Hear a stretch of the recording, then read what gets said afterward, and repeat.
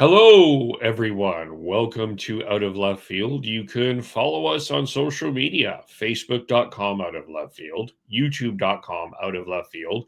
Subscribe wherever you get your audio and uh, and all of that sort of stuff. This is episode 4 of the new year. Talking baseball, Blue Jays, Mariners, and some interesting news that came out of Vancouver this week about Major League Baseball. So we'll get into all of that. Joined, as always, by Jonathan Hodgson. Jonathan, how are you doing? I'm good, Kevin. How are you? I'm good. I'm good. I have a funny feeling um, that there's a couple of frustrated people behind the mics representing your two teams, you, the Blue Jays, and me, the Mariners, that are going to have to go through some therapy here after a tough week start to the week as we head into the weekend here. But so we'll talk some Blue Jays, we'll talk some Mariners, we'll get into the Vancouver news this week as well about Major League Baseball and some other little things as well. But we'll let Jonathan, as we're recording this, the Mariners game is still on. So we're going to wait for that to wrap up so I can let my vents out for the Mariners. But the Blue Jays played this week against the Milwaukee Brewers. And I'm going to give you the floor here, Jonathan. How did the Blue Jays do? Yeah, so as we talk right now, the Blue Jays this afternoon, Thursday afternoon, just dropped another series, lost 2 of 3 to Milwaukee underneath the leaky American Family Field roof with some crazy weather in Milwaukee. Back-to-back 2-1 losses in the last 2 games of that series. Fifth straight series loss after opening the season with 3-game sweep of the A's. So 7-11 are the Blue Jays now as they're headed to Arizona. And yeah, things are not, yeah, things are getting a little frustrating. And I think people that follow the Blue Jays can pick up on it a little bit. They've scored 2 runs in their last 2 games when they've finally gotten pitching. And John Schneider, manager after today's game, said that, yeah, they need the extra base hit because they're just not hitting for any power at all. And the lineup is in more trouble. George Springer fouled the ball off his toe against the Twins in the previous series, broke his toe. He's off to the IL. That prompted them to acquire infielder Lenyn Sosa from the White Sox. He's got a little bit of pop, but he's not an on-base guy, and there's not great reviews on his defense coming from Chicago. Playing second base for the Blue Jays the last couple of days. Eloy Jimenez called up from AAA to, again, he's got some pop, and he was hitting 5th today, if I remember correctly. And so, yeah, they're grasping at straws a little bit. They're down from what would be a typical lineup. They're down their 1, 4, and 5 hitters, with Springer typically leading off. Addison Barger, they were hoping a lot of days he would be in the 4 hole, and Alejandro Kirk is a good 5 hitter. All of those guys are on the IL. So you're going to have to be opportunistic to score runs when you can. They're just not doing that. They went through a stretch where, I think unbelievably, they went through a stretch about a week ago where they were 1 for 18 with the bases loaded, which is kind of crazy. But you're not going to win a lot of games that way. And that puts a lot of pressure on Vladdy Guerrero Jr. He's got to be the aircraft carrier when the team is down so many bats, and he's off to basically the same start that he had last year. He's only got one home run through, what is it, 18 games now, 64 at bats. He's hitting for average and getting on base, but they need pop from him, especially now. And I mean, this is the same exact start he got off to last year. So it's not a surprise. Maybe we just have to admit that he's not a fast starter. But I think the disappointment comes in because of the playoff run last year and the World Baseball Classic performance. I think a lot of Blue Jays fans were hoping that he had leveled up in his career and really become that aircraft carrier bat, which hasn't shown up to this point. Yeah, there's a lot to be desired on the offensive side. The rotation, it's been thin. Gosman and Cease 1-2, a great 1-2, and Dylan Cease hasn't thrown that great yet. I think he used 106 pitches for 6 innings in his last outing. He's got great numbers because of his stuff, but I think he can be a lot more efficient and be even better. And behind that, Patrick Corbin threw today and threw really well, so that helps. And they might be getting some of their rotation back. Sounds like Trey Savage is one more minor league start away, they're hoping, and Jose Barrios maybe 2 more minor league starts. So maybe have them in the next week or 2. That would help a lot. Yeah, and old familiar themes again with the bullpen. Trevor Hoffman was looking good for about 4 outings in a row. He was striking out half of his batters, and then he blows his second save of the year. And I think it's a bit of scar tissue. Some of it is scar tissue from the fans remembering Game 7 of the World Series last year. But the question is out there of how secure is his role as the closer, and I think it's a valid question and a valid thing to keep an eye on, and because I think obviously the numbers aren't where they should be, but I think one of the things that manager John Schneider has done early in this year is the way he's been talking in press conferences has kind of kept the pressure up a little bit with saying that the standard has been raised after last year, and maybe trying to push the team a little harder to maybe avoid a little bit of a hangover or push them through a hangover. But yeah, it's getting a little nervy in Blue Jays land. 4-11 in their last 15, and 2 more stops on the road trip. They're going to Arizona to finish up this weekend. 3 games with the Diamondbacks, and then a series with the Angels. So we'll see where it goes. Yeah, that's. I mean,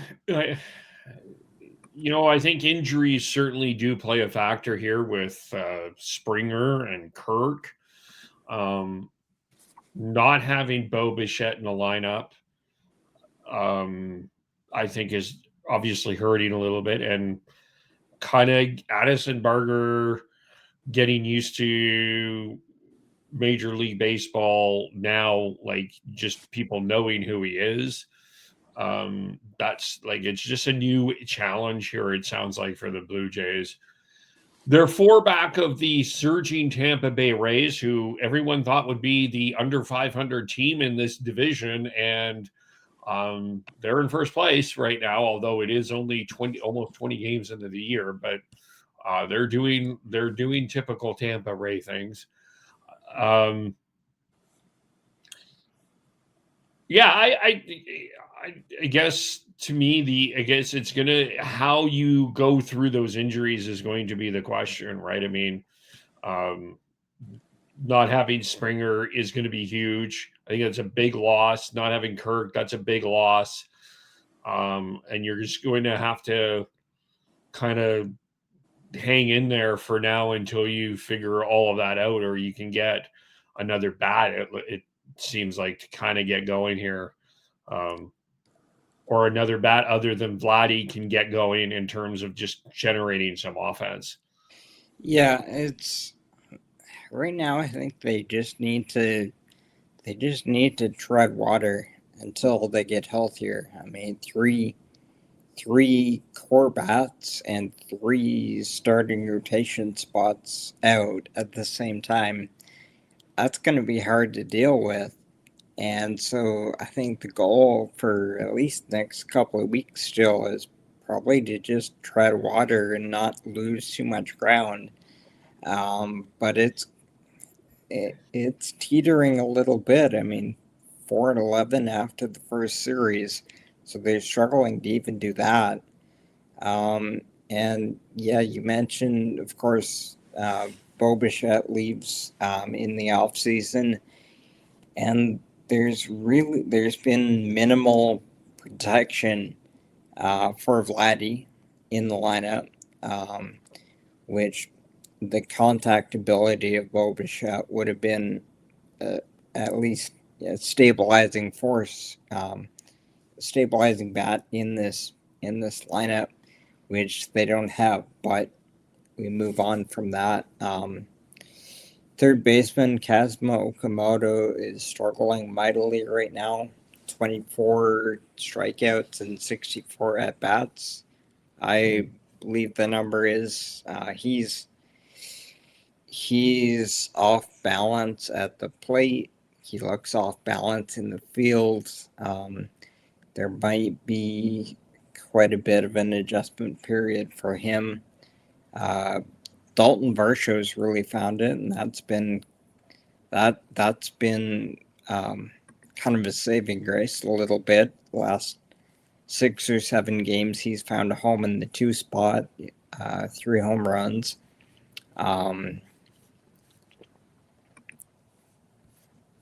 Yeah. Yeah. Well, um, it's tough start. Um, do you think there's a hangover, or are you more on the injury side of this? Um, I don't.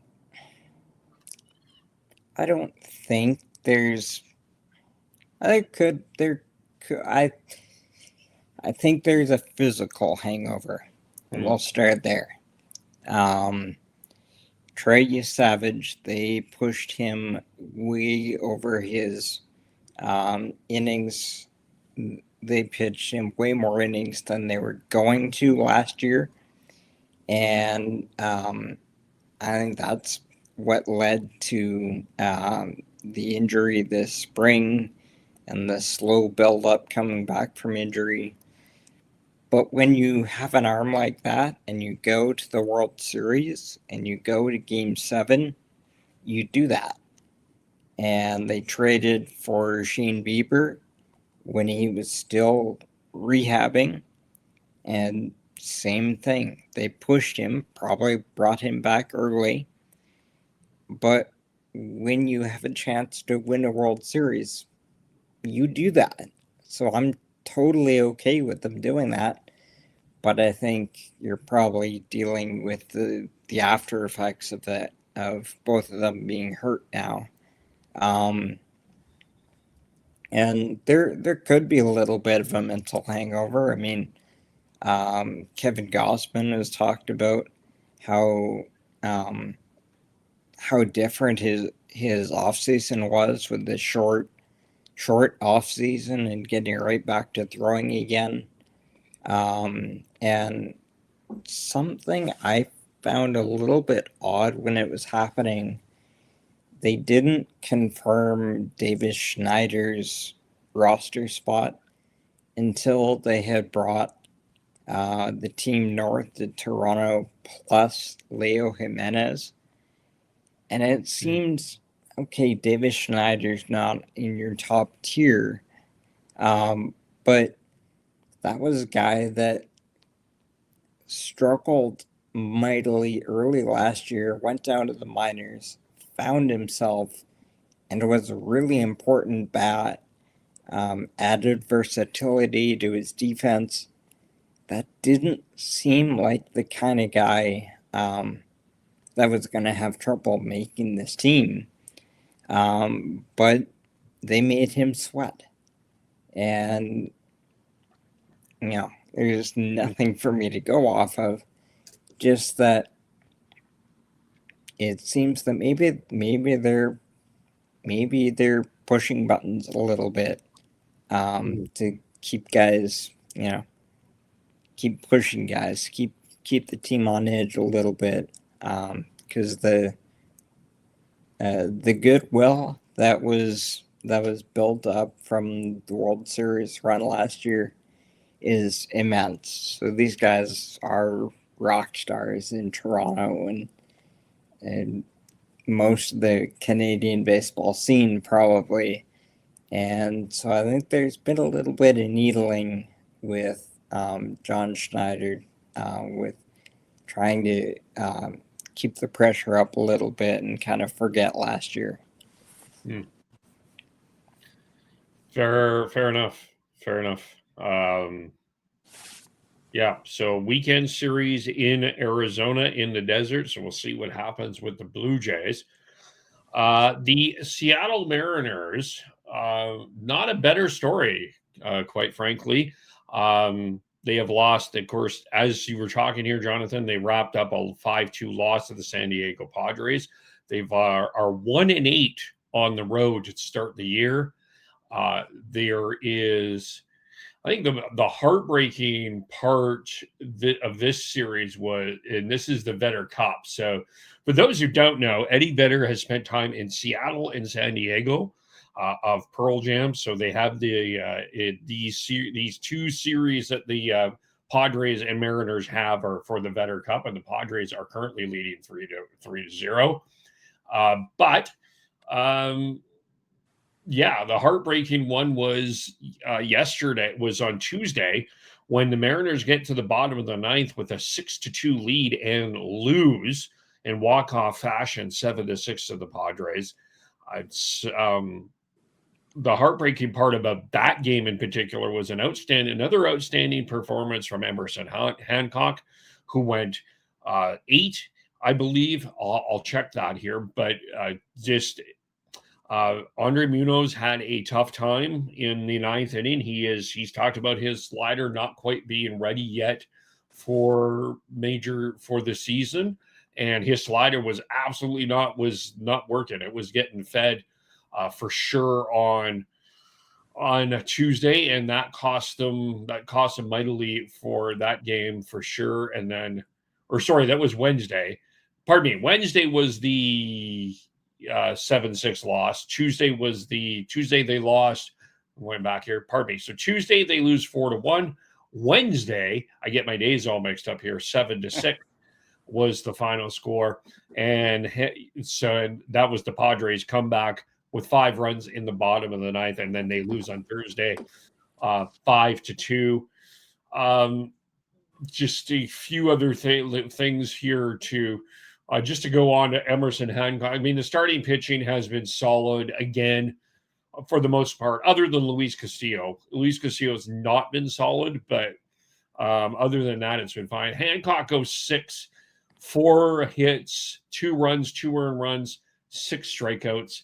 And then they got really good pitching from Bizzardo and Gabe Spire, but Munoz allows 5 earned runs, 4 hits, a walk, and that's the that was pretty much that. And then for Thursday's game here, just a lot of just.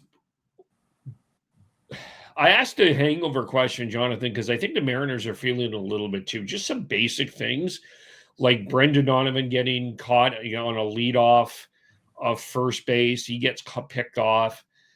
Josh Naylor makes a throw, kind of a Castillo makes a throwing error.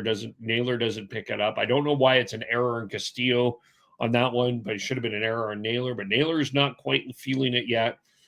Cal Raleigh, Julio Rodriguez are not hitting over 200.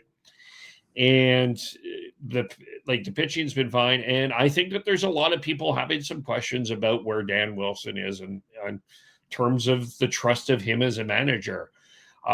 There was a big discussion after Game 7 with the Blue Jay Mariners series about how he handled the bullpen and games and the bottom of the bottom of the 6th, 7th inning there, and when the Blue Jays came back and won.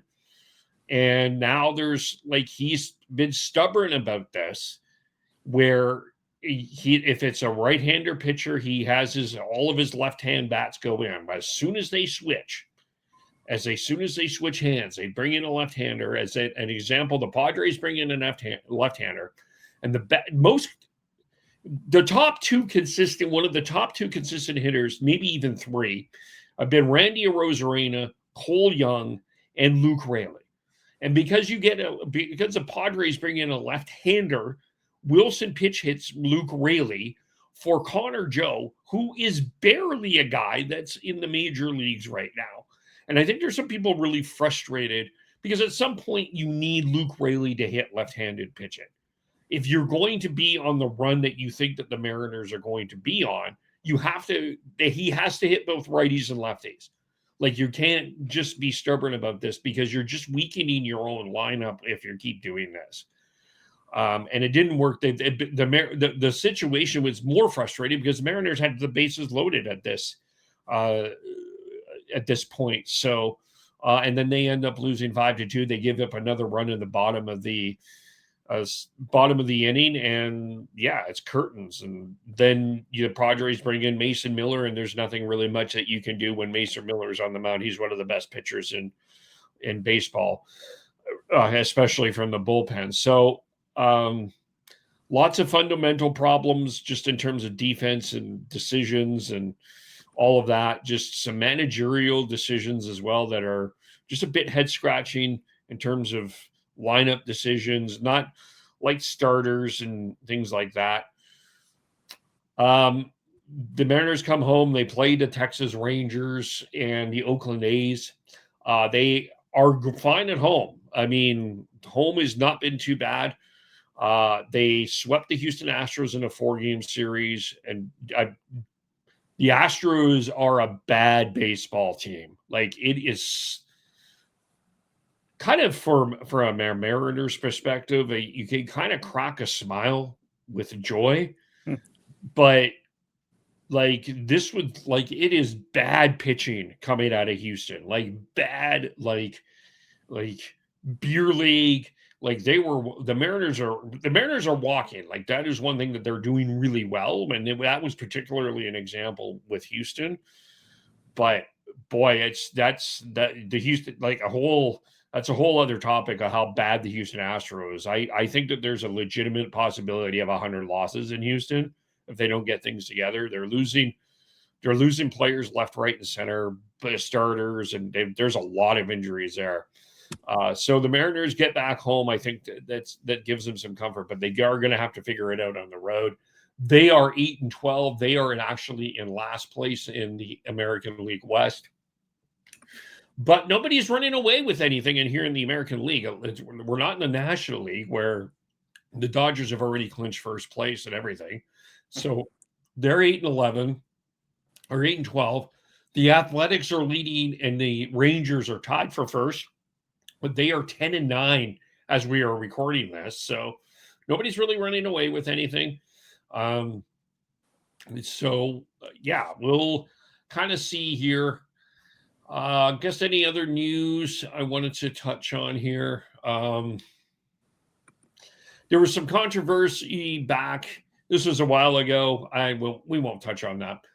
The controversy today was around broadcaster and color commentator for the Mariners, Angie Mentic. She's been with this team broadcasting for almost 30 years. Somebody took a photo of her using ChatGPT or AI of some kind to figure out questions to ask. And Angie Mentic is coming off a stroke, like literally before the season started, like 2 or 3 weeks before the season started. She had a stroke. She's been dealing with some other personal issues. She does both reporting, sideline reporting, and analyzing. I just like people criticizing her for using AI. Just a lot of people came to her. I'm glad a lot of people came to her defense because she does a great job on the Mariners broadcast. And I just wanted to give her a shout out. She did a great job, always does a great job. They have a great broadcast team in Seattle, as they do in Toronto. But yeah, well, that's kind of the controversy going on. But again, just overall with the Mariners, the starting pitching has been mostly great other than Luis Castillo. The bullpen has been mostly great other than Andres Munoz. You almost feel like Cal Raleigh and Julio Rodriguez are kind of getting together. Rodriguez has been on base for 12 consecutive games, so it's a good sign for him. He's not hitting for a lot of power, though. And Cal Raleigh, I don't think anybody is expecting a 60 home runs from Cal Raleigh, but he got under a couple in this series that could have went out. So he's getting there. Like they will get hot. I'm not overly worried about the Mariners. They're this division is really tight, but we'll have to see in terms of where they are at. That's the Mariners. Anything else we need to touch on the Mariners or? No, I'm just kind of taking a look at the American League standings, and you have teams near the top that you wouldn't expect to be there, and you have teams at the bottom that didn't expect to be there either. So I don't think there is reason for Seattle for the heart rate to be up there too much. Obviously, it's 18 games in, so the Blue Jays, I mean, they're 4 games back. You just don't want that number to grow too much, even though you still have so many games left. There's a lot of evening out to do, and I don't know about the Mariners, but the Blue Jays haven't played a divisional game yet. They haven't played a game inside the AL East yet, and I think I might have said it last week, but I'm kind of waiting for the AL East teams to start playing each other a little bit to learn a little bit more about who's who. Yeah, the Mariners played the Mariners have played a lot of it in their division. They played the Angels, they played the Rangers, and they've already played the Astros, and they'll get the Rangers and the A's again. So there's been a lot of in division play. The Rangers pitching staff is really strong. I'll say that. The Houston pitching staff is not. That's been the A's. We know that they're going to hit, so it's going to be interesting. It's going to be competitive, but we'll see about that. And it's just about still getting your feet wet. It still feels a little bit for a lot of people. It's like spring training. You're still trying to. We just passed Jackie Robinson Day, so that's obviously early in the year. Yeah. Yeah, for sure. All right. Well, the big story this week is in Vancouver, as Mayor Ken Sims has declared that he wants a Major League Baseball team in Vancouver. Commissioner Rob Manfred has said that they want to expand to 2 teams to even this out to 32 teams. He did say that there's going to have to be some division realignment if they go to this. Most people have Nashville as seemingly one of the favorites, and he did say one East, one West. So Ken Sims is in pursuit. He's going to introduce a motion next week to launch the bidding process led by municipal government to gauging interest from prospective ownership groups. He, of course, expansion could occur before 2029. And Sims said that if this could be the last one, the last major expansion, of course, was Colorado and Tampa Bay back in the 90s. And then he said it could be another 30 years. And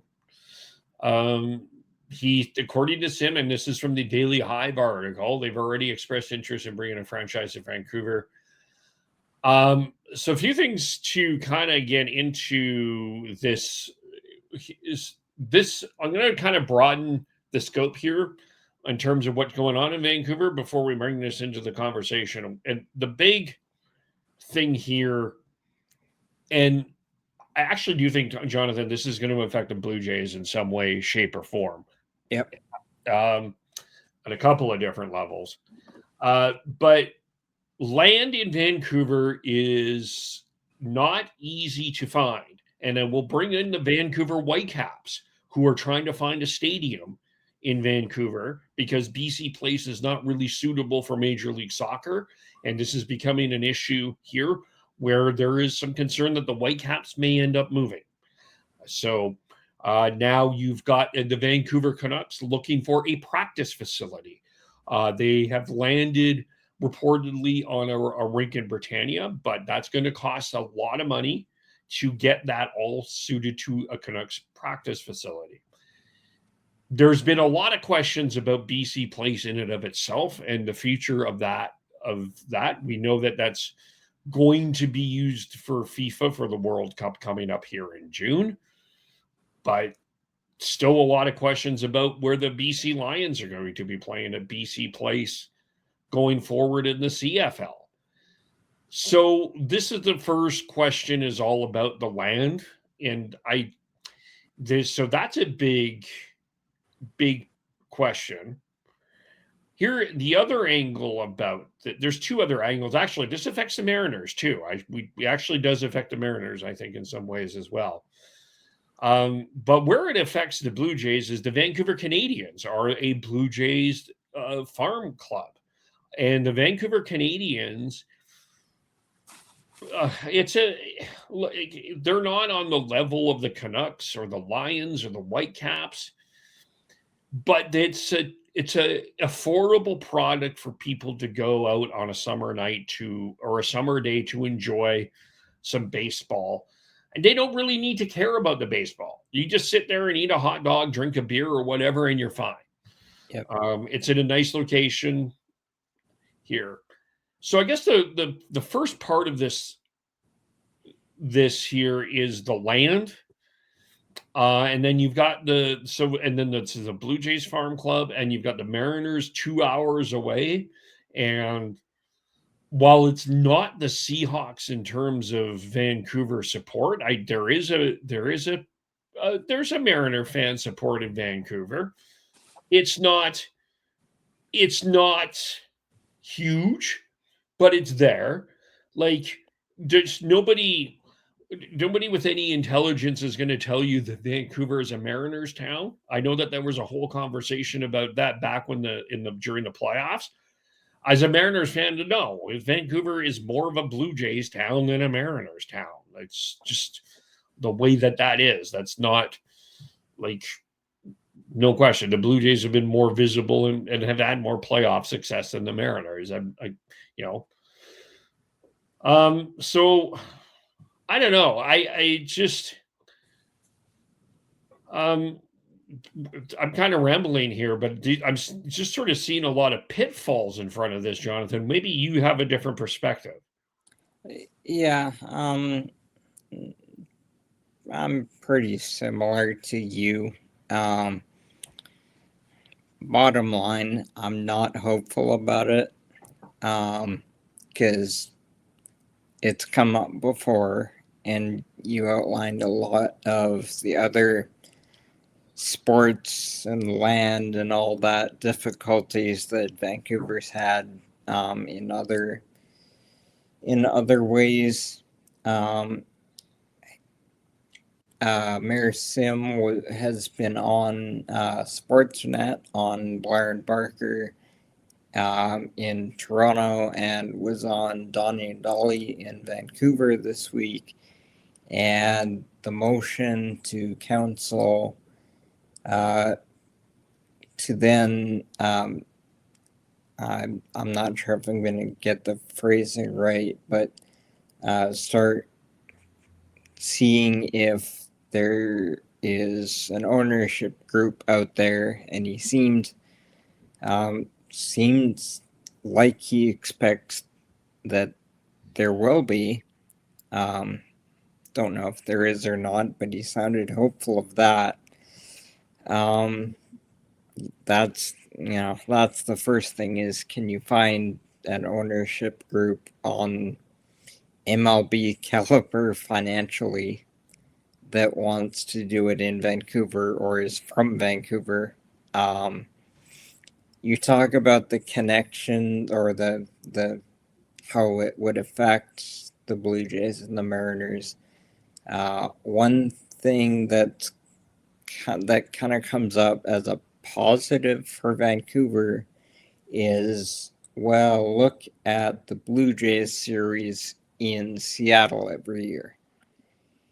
And because they get, you know, in peak years, they'll get 20, 25,000 Blue Jays fans for the Blue Jays games in Seattle. But to that, I say not so fast.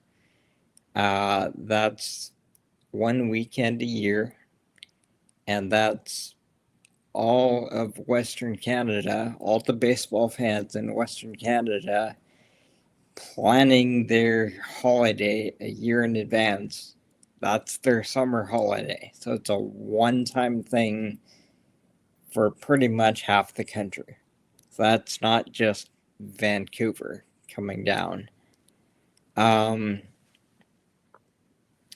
Yeah, and I'm not sure if you brought up, a little further back, the Vancouver Grizzlies left town, and the landscape, that was a long time ago now. The No, I landscape has didn't, because changed, it was, but yeah. The Whitecaps to me are a little bit more relevant in yeah. terms of that than the Grizzlies, So, because the Grizzlies are so long ago. yeah, so on that, you're probably more familiar with it than I am. How much has the landscape changed since then? And I guess, like you touched on, like the land, but like another factor would be the corporate community. Like, would there be corporate money in the city to support it?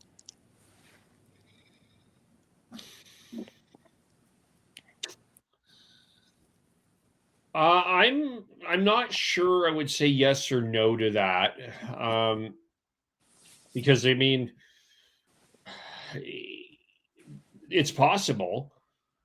I think it's very possible. Like, there are rich people here. It is possible that someone could do it. But I also look at the challenge that Vancouver would have in developing a fan base for a Vancouver specific team in Major League Baseball. Like with the Grizzlies, that was fairly easy. You will be a Grizzlies. There was the Grizzlies and the Raptors. They came in at the same time. You could choose your team. You could choose the Raptors or you could choose a Grizzly. The challenge that Vancouver is going to have is that there were people have already are predispensed to being Blue Jay fans. Yeah. I don't know how you break into that from a Vancouver perspective. Like, I don't Right. know how you create that home city branding that you're facing when the Blue Jays have basically been the Canada's team since the Expos left. Right. I think that that's going to be a huge. And you talked about the idea of people traveling to Seattle for the holiday. They also take the time to try to travel to Toronto to try and catch a game over the summer as well. I they're going to have to do. They will have to do a lot of work in terms of trying to establish their own identity. And I think it's a lot of work. I think it I just think they're up a lot and a lot of up against it. And the other problem, let me like I want to I'm a Rogers employee, but so I kind of have to tread a little bit lightly here in terms of the TV market. But I'll just ask you this: do you think the Blue Jays would be extremely comfortable having another Canadian team in Major League Baseball? They wouldn't love it. That's for sure. It Because that's the other challenge that they're going to face. And the Mariners are yeah, facing this problem in Seattle, where you yeah, have to spend Mariners TV. You have to get Mariners TV in Seattle to get Mariners games. yeah, Sportsnet carries all the Blue Jay games. Where do you have to get a TV deal for this to work? How does that work? yeah. I Yeah, just go ahead, John. I'm yeah, talking. yeah. No, it's yeah, all good points, and probably we've done a pretty good job of kind of illustrating a lot of big reasons of why it's probably not gonna work.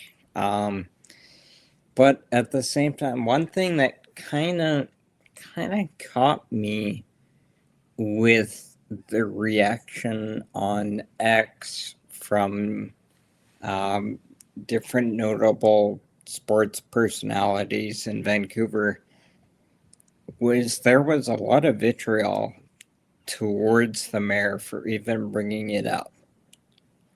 And I don't I mean, I live in Victoria. I don't live in Vancouver, so I realize that there's a different level of investment for people that live there, and potentially building a stadium and all that. So I'm not affected on that level.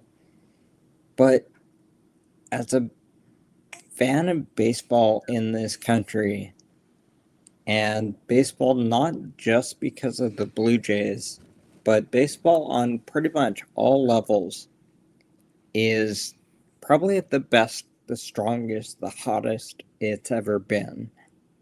So I'm not mad at him for No, floating this idea. It's a great idea.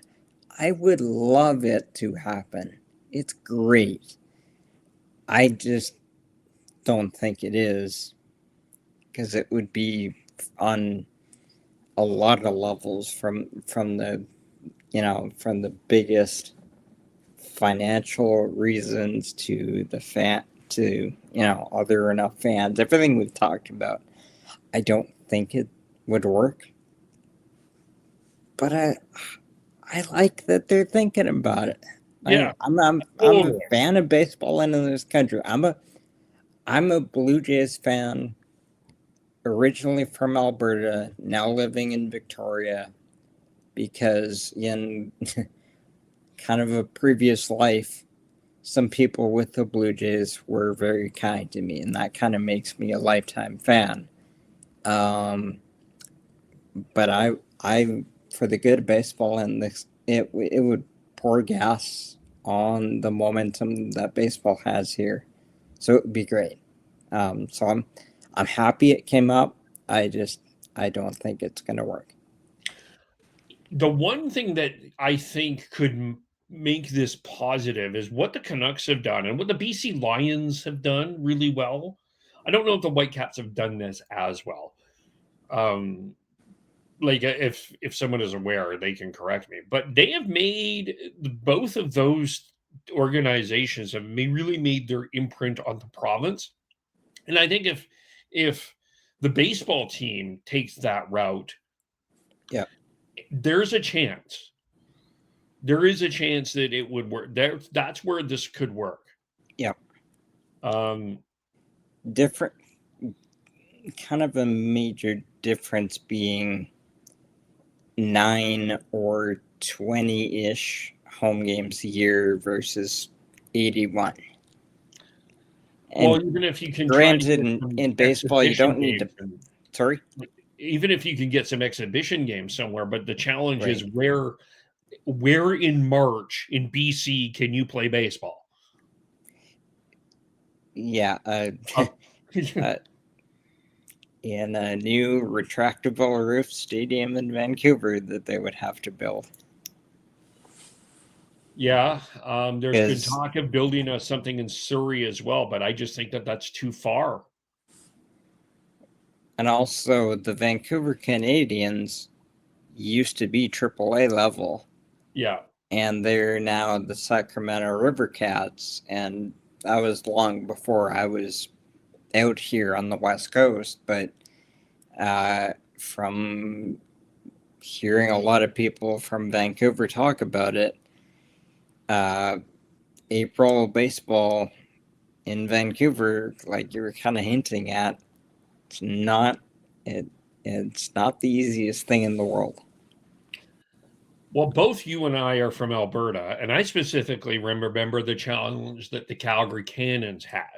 And the Calgary Cannons in April had games that were snowed out. So, and that's the other challenge that you're going to be dealing with, even with the retractable roof. Like, this. I mean, this is an issue here. Like a couple weeks ago, the Sunday night game on NBC/Peacock was the Cardinals and the Detroit Tigers, and there were baseball players wearing toques. Yep. And I don't know if NBC was super happy about that because they presented that game in front of a fairly empty stadium. Like I just think there's a lot of challenges here for this to work. And you need to bring up the other angle in here. If you're Montreal, how are you feeling right now? Your team was robbed from you. And, there was attendance issues in Montreal. You talked about a bad roof at American Family Field. Let's not forget the bad roof at Olympic Stadium and all of that they had to deal with. But they've been longing for that baseball team to come back. I cannot imagine Montreal being extremely happy about the idea of Vancouver getting a baseball team before that. No, for sure. And it's interesting. I think it would work more in Montreal than it would in Vancouver. But yeah, and like if you're a past fan or anybody who had anything to do with the Expos, of course, you're not going to take kindly to thinking about Major League Baseball going to Vancouver. But it's kind of interesting that I guess it would be 10-ish years ago now, right when Vladdy and Bo were coming up and were the top prospects in the Blue Jays organization. There was a few years in a row there where the Blue Jays had their last couple spring training games in Montreal. And there was a group headed by, I believe it was Warren Cromartie, Expos alumni. They were specifically looking into bringing baseball back. and it kind of sort of had the backing of the Blue Jays because the Blue Jays played spring training games at the Big O, and it got so far and it didn't work, and we haven't heard anything out of Montreal for years. So yeah, if you're in Montreal, you're not going to be happy thinking about baseball in Vancouver, but it kind of feels like Montreal took their shot about 10 years ago and it didn't work. So I think they've had their shot. Yeah. The last that I remembered about Montreal, that there was a discussion about Tampa and Montreal splitting the Yes. team, and I thank God that didn't go anywhere, Yeah. because that's just ridiculous. And look, I they're back in the trot now. Like, it's kind of tough for Tampa for in Tampa, but I don't want you want a real team. Um, uh, I guess the last person, just according to Google, is from Watch Mojo. Ashkan Karbas and Stephen Brockman are trying to find a stadium location. Of course, Olympic Stadium is not available until 2028. That's so that's going to be a problem, and they got to find a place to put it. And I don't know where you put one. I'm not too familiar with. I've been to Montreal, but I don't know where exactly you would put a stadium. And if you demolish Olympic Stadium, you have to rebuild a whole stadium, and there's that. And um,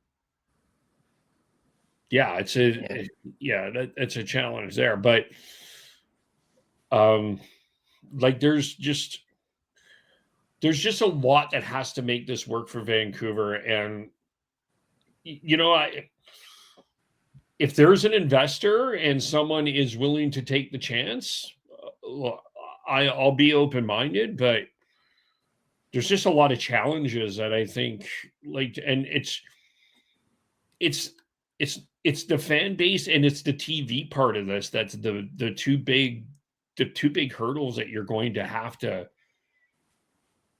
face. And your first couple of years, let's say the Blue Jays are coming to Vancouver, that's going to be a heavy Blue Jay crowd, and that's something that you're going to have to work your way through.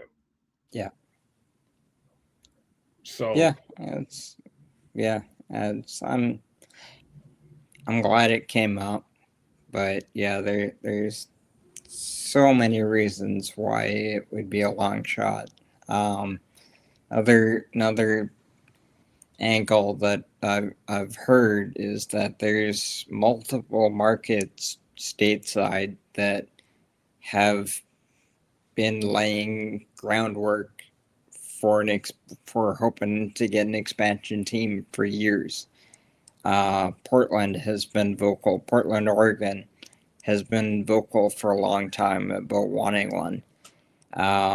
And of course, it seems like the Eastern team is going to be Nashville. That's a great spot. And what about maybe for the West team? What about maybe Salt Lake City? It seems kind of like a kind of sexy sports market now with the Utah Mammoth owner having seemingly all the money in the world. Hockey seems like it's going great there. It's like once the gambling rules changed in Vegas, all the leagues went to Vegas. And now that Vegas is full, now it's, is there going to be another hot market that leagues want to go to? well, the visual picture of Salt Lake City makes Major League Baseball really appealing, and that could work in Vancouver too. It's visually appealing for sure. Yeah. And then once the Athletics get into Vegas, they're going to need a Vegas Utah rivalry. Well, we're about to see that in hockey. That's We'll Yep. see that. I mean, I think the NFL is going to start putting their eye over there too pretty soon as well. So, Yep. Makes a lot so of sense. yeah, yeah, we'll see. We'll keep you abreast of that, but that's kind of where we're at in terms of the expansion talk in Vancouver for Major League Baseball. A couple of other things I just we wanted to touch on. Uh, Good on Patrick Messick of the Cleveland Guardians, who has allowed 1 run overall this year. He went into the 9th inning in the game Thursday against Baltimore with a no hitter. He ended up giving up a hit at the top of the 9th with the first batter. Uh, Guardians did end up winning the game 4-2. But good on Patrick Messick, the lefty, off to a good start. For the oops, am I still there? Yeah. Yes. Oh, good. For the Cleveland Guardians. And what was the other thing I wanted to bring up? I had another thing, and then my computer kind of blanked out here. What was it? Patrick Messick. There was something else.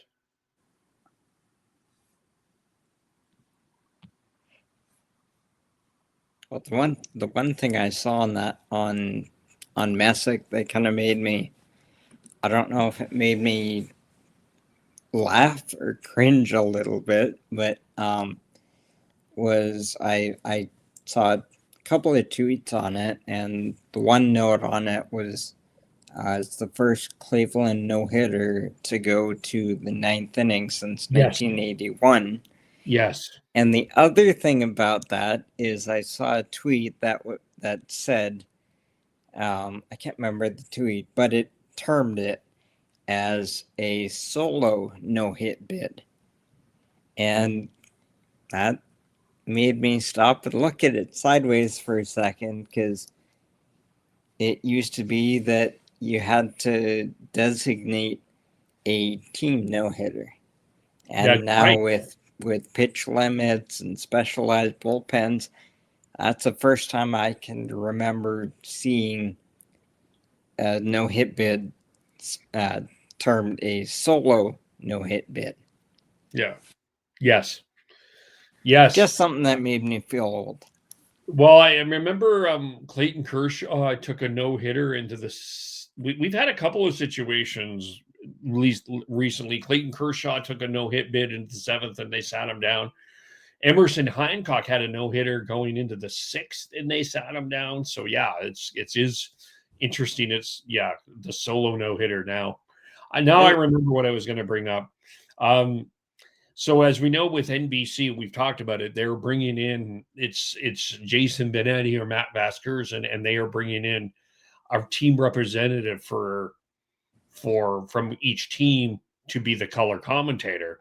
And it looks like that's what ESPN is going to be doing as well, as they did the broadcast of Jackie Robinson Day in LA for the Mets and the Dodgers, and they brought in Ron Darling for the Mets and Oral Hershiser for the Dodgers. So this might be a trend we're going to be seeing going forward in Major League Baseball.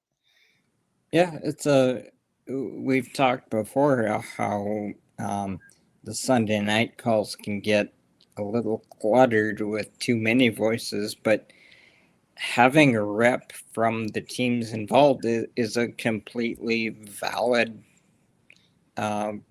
it's a completely valid idea, because I remember the first 2 Blue Jays playoff runs of my lifetime in 15 and 16. That was the gripe of tons of Blue Jays fans, was back then in those 2 years, Sportsnet could not carry the playoffs, and so they handed off to the U.S. networks. And the gripe was that all these national people don't know our team. And so that's been a valid complaint, was the national broadcast don't intimately know the teams involved. So it's an effort to know the teams involved better. So it's a valid idea. Yeah. I just think probably the NBC broadcast is still trying to figure out how to use all of these voices. With ESPN, they've had the experience of it was Joe Buck, by the way, calling the game. Yes. Um, so yeah, so it sounded a little bit more smoother for them, but I think NBC kind of getting back into that game, they'll figure it out. So yeah.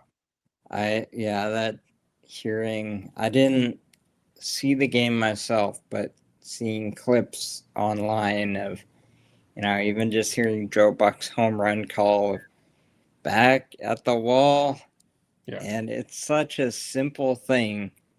But the way he called home runs with back at the wall going, it just, such a simple but such a great home run call, and just like transported me back, to when he was doing World Series for Fox. So yeah, he's kind of polarizing at times, but I love Joe Buck calling baseball games. Yeah, it's great to have him do that. Yeah, for sure. Anything else we need to get into? We've gone over a lot.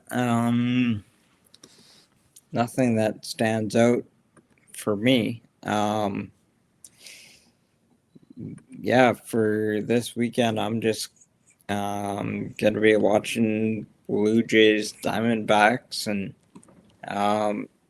seeing if the Blue Jays can keep it on the tracks until the reinforcements arrive. Yeah, and the Mariners will be at home against the Rangers, and then next week against the Athletics. I want to call them the Oakland Athletics, but they're not the Oakland Athletics anymore. Anyway. Oh man. So. All right. Well, we'll leave it there. How do we follow you? Yeah, so I'm on X at Haji Speaks. All right. I am at KEVOLE on all social media. You can find us Facebook, YouTube, subscribe wherever you get your audio. Tell your friends about us. We are new to the baseball podcasting world. So this is just episode 4. So rate, review us, say good things about us. Thank you everyone for watching and listening, and we will talk to you all very soon. Bye for now.